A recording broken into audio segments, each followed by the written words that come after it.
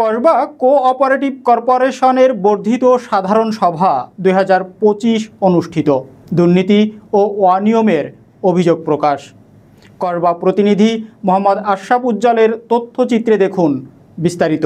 Kasba cooperative কর্পোরেশনের বর্ধিত সাধারণ সভা 2025 অনুষ্ঠিত। দুর্নীতি ও অনিয়মের অভিযোগ প্রকাশ। কসবা প্রতিনিধি মোহাম্মদ আশরাফ উজ্জ্বলের তথ্যচিত্রে বিস্তারিত। ব্রাহ্মণবাড়িয়া জেলার কসবা উপজেলায় দি কসবা কোঅপারেটিভ কর্পোরেশন এর বর্ধিত সাধারণ সভা 2025 তারিখে 17 মে আলতাফ প্লাজা কমিউনিটি সেন্টারে অনুষ্ঠিত হয়েছে। সভায় সভাপতিত্ব করেন বিশিষ্ট সমাজসেবক সৈয়দ নাসির উদ্দিন হায়দার। অনুষ্ঠানটি সঞ্চালনা করেন কর্পোরেশনের সভাপতি জহিরুল হক খান। এছাড়াও উপস্থিত ছিলেন সাধারণ সম্পাদক জসিম উদ্দিন, সদস্য তাহসান কাজী, সানাউল্লাহ, লুৎফুর রহমান, বারেক মেম্বার, আব্দুল হান্নান, মনিরুল হক মনির, রফিকুল ইসলাম, এনামুল কমিশনার, বশির চৌধুরী, মোহাম্মদ জিলানি, মামুন মিয়া, সৈয়দ ইমাম সহ আরও অনেকে। সভায় বক্তারা সাবেক সভাপতি শওকত রেজা রতনের বিরুদ্ধে দুর্নীতি ও অনিয়মের অভিযোগে তীব্র ক্ষোভ প্রকাশ করেন। তারা অভিযোগ করেন তিনি সমিতির প্রায় 15 কোটি টাকা আত্মসাৎ করেছেন এবং বিভিন্ন অনিয়মে জড়িত ছিলেন। বক্তারা আরও বলেন, যদি শওকত রেজা রতন আত্মসাৎকৃত অর্থ ফেরত না দেন তাহলে তার বিরুদ্ধে আইনগত ব্যবস্থা নেওয়া হবে। এছাড়াও সভায় আলোচনা হয় সমবায়ের বিভিন্ন জায়গা বর্তমানে অন্যদের দখলে রয়েছে। এসব জায়গা দ্রুত উদ্ধার করে সমবায়ের দখলে আনতে সকলে একসঙ্গে কাজ করার অঙ্গীকার ব্যক্ত করেন।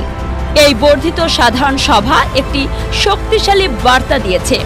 সমিতির স্বচ্ছতা, জবাবদিহিতা ও সম্পদের সুষ্ঠু ব্যবস্থাপনা নিশ্চিত করতে সদস্যরা ঐক্যবদ্ধ।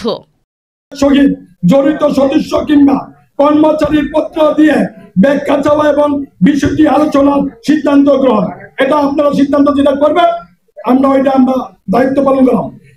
এবং সদস্যদের মাঝে লভ্যাংশ বিতরণ এবং এই বিষয়ে আলোচনা এবং সিদ্ধান্ত, যেটা মনির সাহেব বলছে মডেল মসজিদের টাকা আমি বলার পরে আমাকে সমবায় বলছে আপনি এমনি দিতে পারবেন না, এটা এই সকল সদস্যদের টাকা, এদের কাছ থেকে ক্ষমতা নিতে হবে, এদের কাছ থেকে অনুমতি নিতে হবে। অনুমতির পরে একটা উপ কমিটি করে স্বচ্ছতার মাধ্যমে, চেকের মাধ্যমে যার যার টাকা এবং যে টাকা নিবে তার ভোটার আইডি সে সঠিক কিনা জাস্টিফাইয়ের মাধ্যমে তার টাকাটা আপনি চেকের মাধ্যমে দিবেন।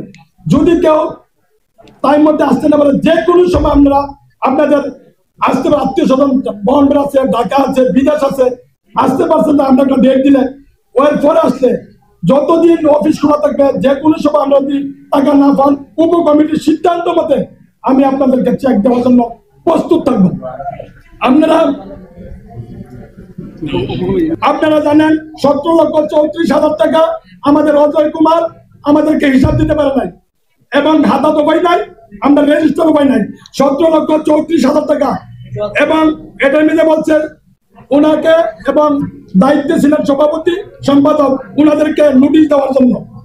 আপনারা জানেন সমিতির সকল সদস্যকে শেয়ারের উপর নতুন সনদ এবং নতুন পরিচয়পত্র দেওয়ার জন্য সিদ্ধান্ত করেন। আপনারা বলি আমরা আপনাদেরকে কম্পিউটারাইজ করে আমরা নতুন করে আপনাদের সার্টিফিকেট, একটা আইডি, যেহেতু এটা নিয়ে আমরা সুমালির মতন একটা যুদ্ধ হয়ে গেছে, যুদ্ধের পরিবর্তন ঠিক করা করতে হয় ওইভাবে ঠিক করতে যায়। এইভাবে নিয়ে আমরা পরিচয়পত্রটা আপনাদের সফটওয়্যারের মাধ্যমে আপনাদের কাছে দেওয়ার জন্য আপনারা যদি অনুমতি দেন আমরা ওইভাবে করবো। সম্মানিত সুধীবৃন্দ, আমরা একটা গুরুত্বপূর্ণ কথা বলি। আমরা সভাপতি সেক্রেটারির কাছে আমার এই অনুরোধ, যে জড়িত আছে তাদের বিরুদ্ধে আইনগতভাবে সরকারের যে ইয়ারা দিছে, এই যে অনুমোদন অডিট দিছে, অডিট অনুযায়ী আপনারা এটা মামলা করে আদায় করবেন না, লাইন আদায় করবেন না, আপনারা ব্যাপার কমিটি কিন্তু এটা উত্তর করে দিতে হবে আপনাদের। এটা কিন্তু আমরা সবার টাকা, এটা কিন্তু একজনের টাকা না, সবার টাকা। আর জমি জমা দিয়ে